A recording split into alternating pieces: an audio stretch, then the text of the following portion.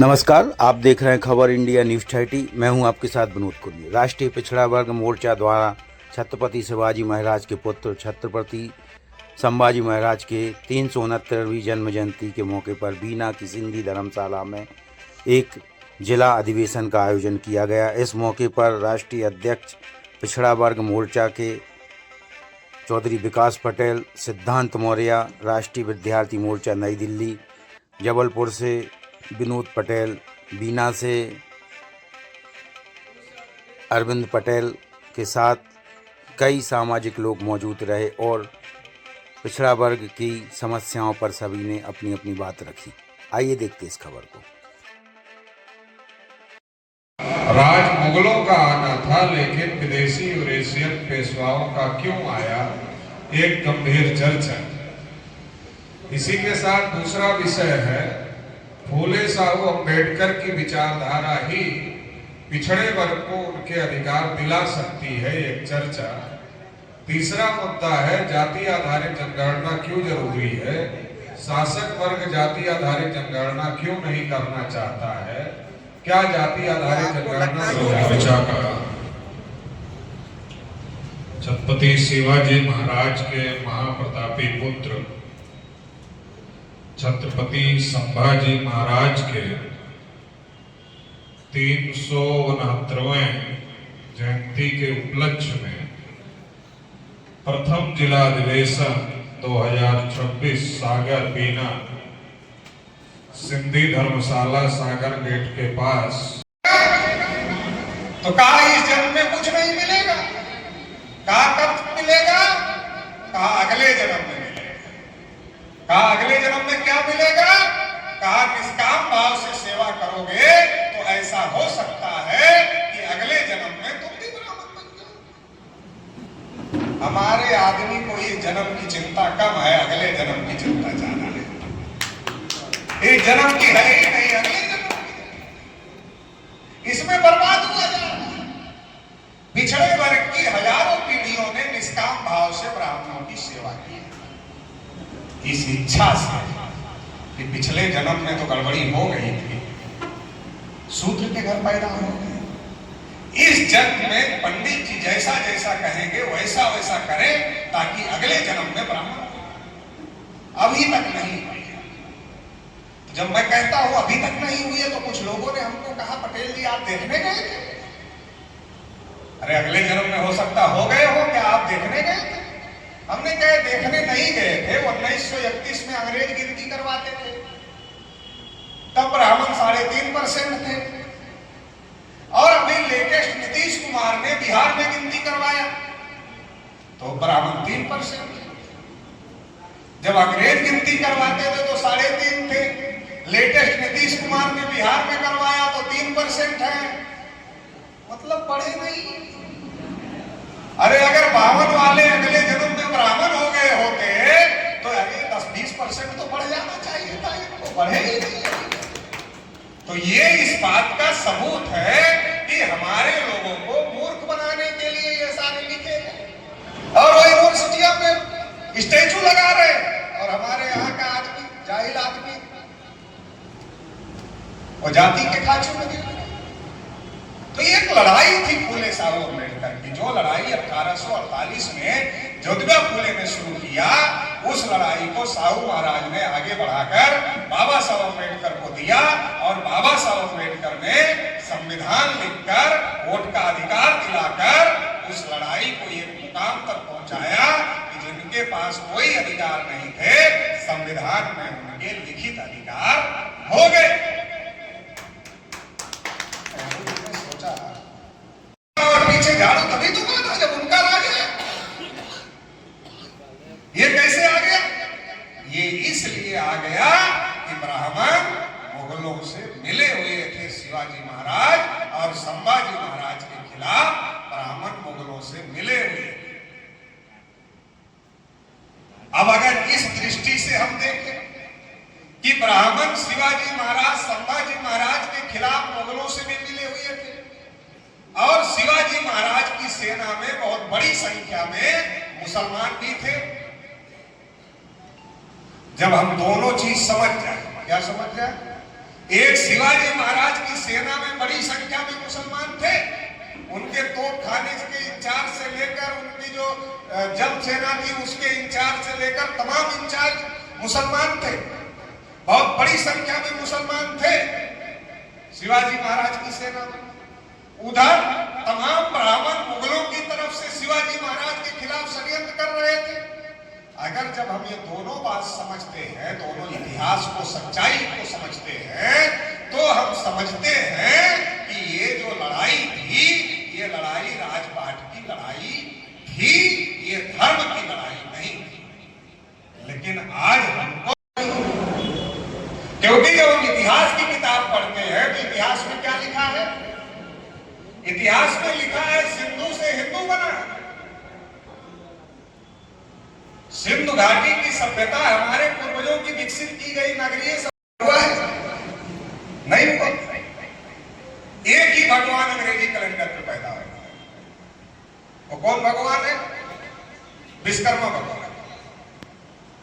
वो केवल अंग्रेजी कैलेंडर से पैदा होते। हर साल 17 सितंबर को ही विश्वकर्मा पूजा होती। क्यों होती पता नहीं। क्योंकि 17 तारीख को ही पेरियार रामास्वामी नायकर का जन्म।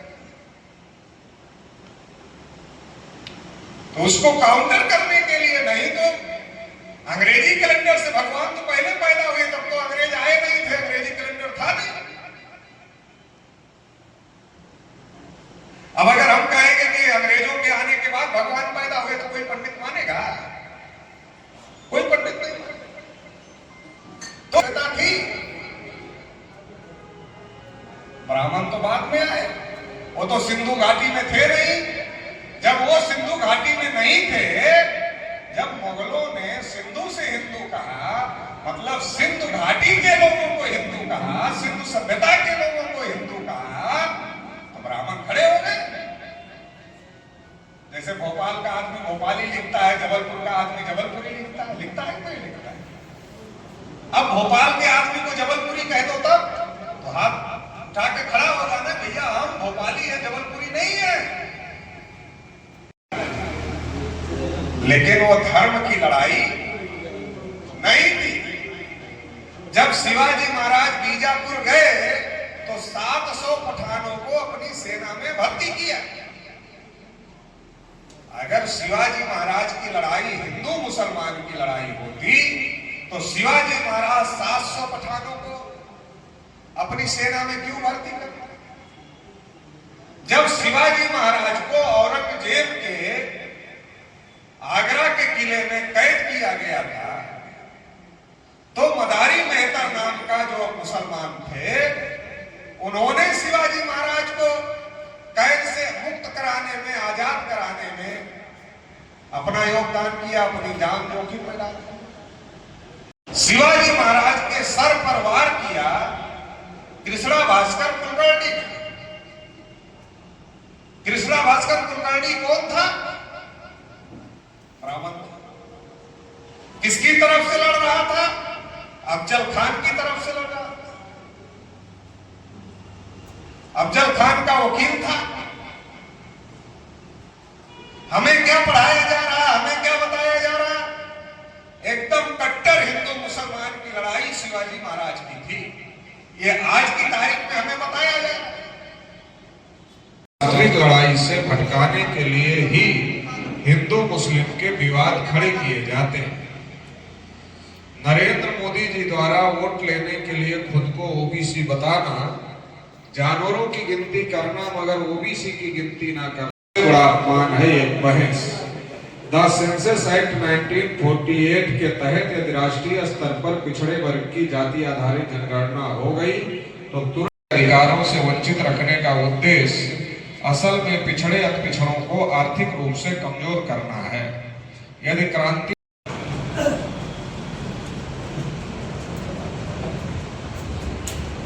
उस विषय के बारे में जानकारी होती है, हम लोग राजनीति की भाषा और परिभाषा नहीं जानते हैं, लेकिन समाज की जो समस्या है, पिछड़े वर्ग की जो समस्या है, उस समस्या का कोई भी उत्पत्ति करने का कार्य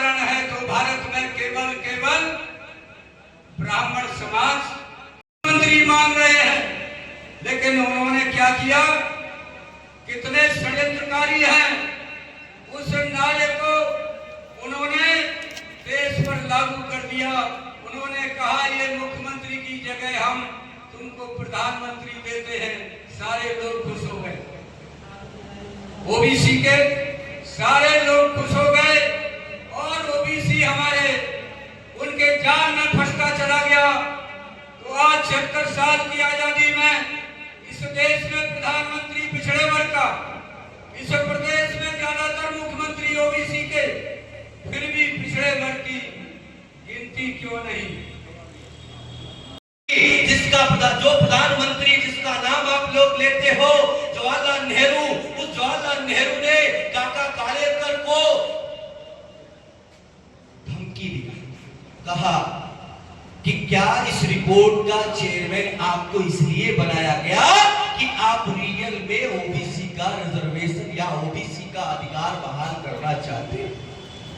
वो समझ गया, उसने इनकार कर दिया कि हम काका कालेलकर ने इनकार कर दिया कि हम इस आयोग को हमने तो बनाया मगर इससे हम सहमत नहीं है। क्यों? क्योंकि काका कालेलकर ब्राह्मण थे। ओबीसी की हक की बात करनी है, ओबीसी की रिपोर्ट। सरदार भाई ने अंधभक्ति हटाई थी, सरदार भाई ने क्रांति की लड़ी लड़ाई, सरदार भाई ने हाँ न्याय की लड़ी लड़ाई, सरदार भाई ने। अब हम सब है साथ निकले। आज हम यहाँ पर सभी SC ST OBC सभी समाज के लोग यहाँ पर बैठे हैं, तो क्या कहना है? हम सब है साथ निकले, क्रांति अब न होगी कम। हम सब है साथ निकले, क्रांति अब न होगी कम। मनुवादियों का बोझा क्यों ढो रहे हो तुम? मनुवादियों का बोझा क्यों ढो रहे हो तुम? अरे सरदार के लाल जागो, सरदार के लाल जागो, क्यों सो रहे हो तुम? सरदार के लाल जागो, क्यों सो रहे हो तुम? मनुवादियों का बोझा क्यों ढो रहे हो तुम? मनुवादियों का बोझा क्यों ढो रहे हो तुम? और हम बहुत सौभाग्य। चौधरी विकास पटेल जी जैसा हो, चौधरी विकास पटेल जी जैसा हो, जिंदाबाद जिंदाबाद। जिनके हाथ में संविधान आया, ये संविधान जिनके हाथ में है, उस संविधान को लाने, संविधान को चलाने वाले व्यक्ति है वो बुरे हैं, इसलिए अच्छा संविधान भी बुरा। ये स्थितियां देश में दिख रही है हमको साथियों। आप लोग देखिए, वो निरंतर अधिकार को छीनने का काम कर रहे हैं और हम लोग सिर पर रखे बैठे हैं। कौन समझाएगा इस बात को? ये सत्यानाश हो रहा है साथियों। इस देश भर में ये सारी की सारी घटनाएं चल रही हैं। आप लोगों को देखिए, अभी ग्वालियर में एक दुबे नाम के ब्राह्मण ने वहां पर एक गुर्जर है गोली मार दी। घूमना फिरना बंद कर दो, लेकिन अपने अंधभक्तों को और खुद को विदेश की यात्रा कराएंगे, बड़ी-बड़ी रैलियां कराएंगे, गाड़ियां लेकर जाएंगे, लेकिन आम आदमी को बहुत सारी चीजों से रोका जा रहा है। ये क्यों किया जा रहा है? केवल ये दिखावा है साथियों। लॉकडाउन जो आया था, लॉकडाउन से भी भयंकर परिस्थिति आने वाली है आपका यूपी का, और जो आने वाले समय के लिए चुनाव होने हैं, ये चुनाव होने के बाद में बहुत गंभीर स्थिति होने वाली है।